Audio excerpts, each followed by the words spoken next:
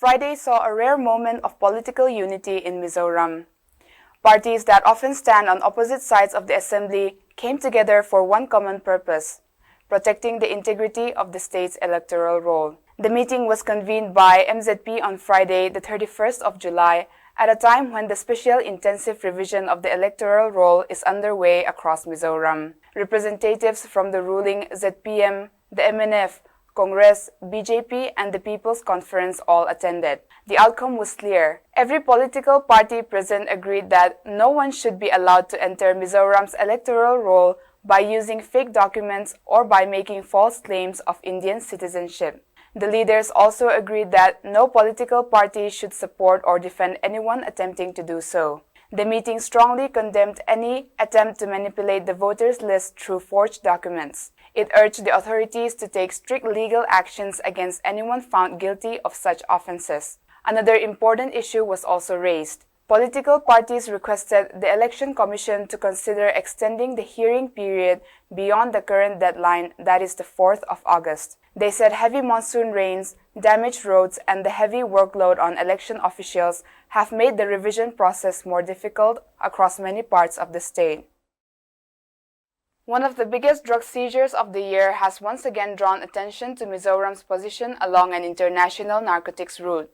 Early on Saturday morning at around 4:30 a.m., police conducting routine vehicle checks at Kaifang, Kwalmoy in Saitwal district intercepted a Tata truck traveling from Manipur towards Aizawl. As officers stopped the vehicle, the driver abandoned the truck and ran into the nearby forest. Police immediately launched a search operation, but he remains absconding. A detailed inspection of the truck revealed a specially modified hidden compartment. Inside were 61 boxes containing 6,16,100 methamphetamine tablets weighing a total of 72.514 kilograms. The seized drugs are estimated to be worth more than Rs 58 crore in the illegal market. Police arrested 2 passengers traveling in the truck.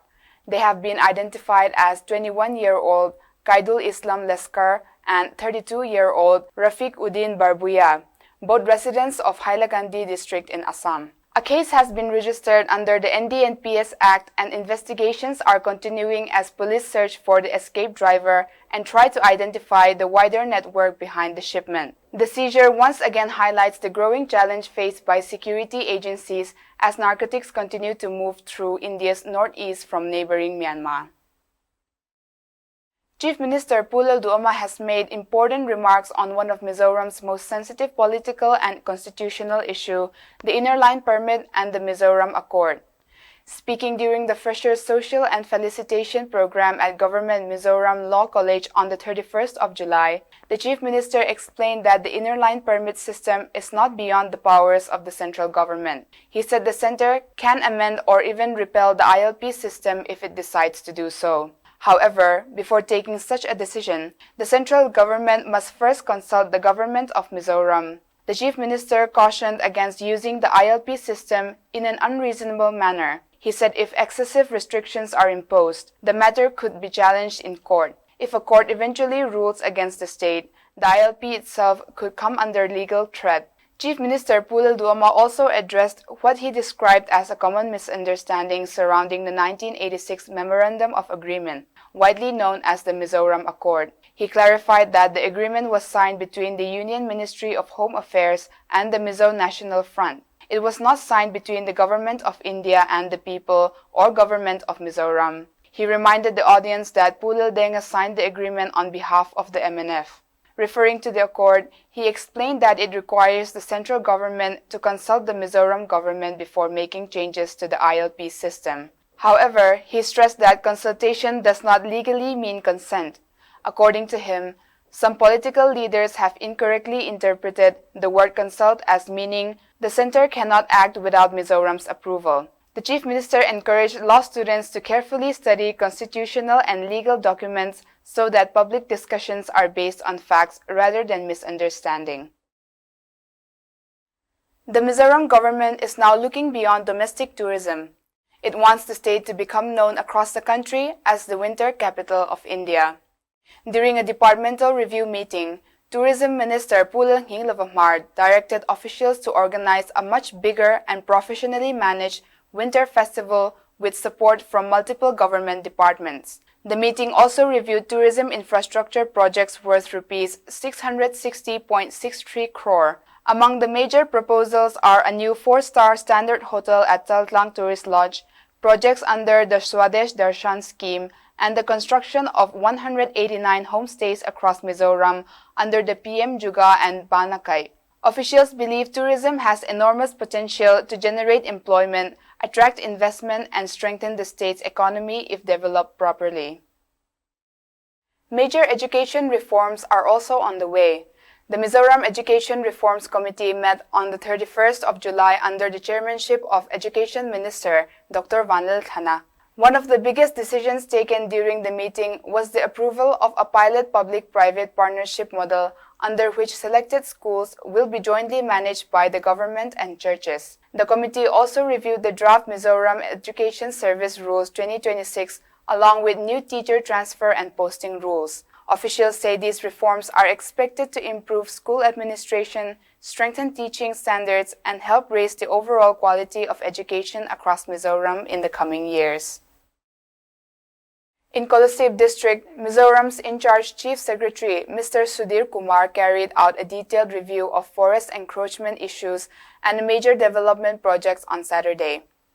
Officials informed him that 26 villages are currently under review. Of these, 22 were established after 1980, while 4 existed before that period. Discussions focused on land mapping, geotagging, boundary demarcation, and the protection of roadside reserve forests in an effort to reduce future disputes. The Chief Secretary also inspected the ongoing National Highway expansion, the 4-lane highway project, the new Kolasib District Hospital building, the FCI godown at Rengtekon, and the Solid Waste Management Center at Dimuntlang. The 7th sitting of the 9th Mizoram Legislative Assembly will begin on the 25th of August at 10:30 in the morning. Assembly Speaker Pulal Biagzama announced that the final duration and business of the session will be decided after the Business Advisory Committee meets next week. Several important government policies, bills, and legislative matters are expected to be discussed during the session.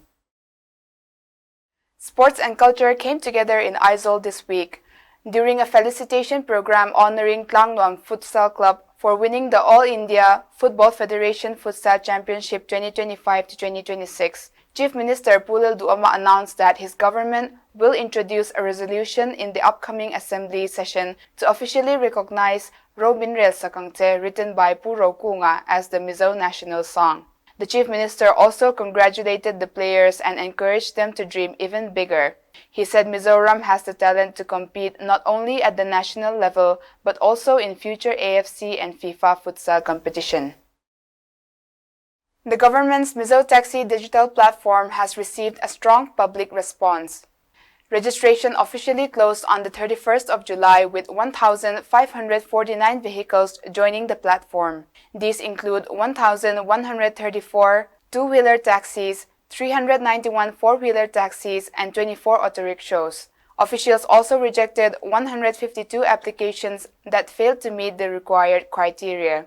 The application has already been downloaded by more than 22,700 users, while over 5,100 bookings were recorded during the month of July. Trial operations of registered taxis will continue until the 10th of August before full-scale implementation. Ginger growers in Sampai district have warned that they may soon take legal action over unpaid dues. Farmers from the Kwangleng cluster said several buyers have either failed to pay them or have only made partial payments for ginger purchase during April this year. They pointed out that under the state standard operation procedure, payments should not be delayed. The farmers have now issued a final deadline. If payments are still not made, they say they will file a complaint with the Anti-Corruption Bureau. Efforts to improve healthcare services are also gathering pace in Kozol District. The District Quality Assurance Committee held its first meeting under the National Quality Assurance Standards Program. Officials reviewed the performance of district hospitals, community health centers, primary health centers, and wellness centers. While several primary health centers have already received state and national certificate, Kozol District Hospital is still working to meet the required standards. Health officials have now been directed to prepare detailed roadmaps so that healthcare quality can continue improving across the district. Finally, Mizoram's Forest Department welcomed a new generation of officers into service. Speaking during the graduation ceremony of the 25th Forester Batch and the 33rd Forest Guard Batch at the Forest Training School in Bethlehem, Vengkang, Forest Minister Pulal Thansanga urged the newly trained officers to serve with honesty, dedication, and professionalism. He reminded them that forests are becoming more valuable across the world as climate change and environmental protection remain global concerns. The minister assured that the state government will continue strengthening the Forest Department by providing better resources and greater support so that Mizoram's forest and wildlife remain protected for future generations. And that is all for today. Thank you for watching.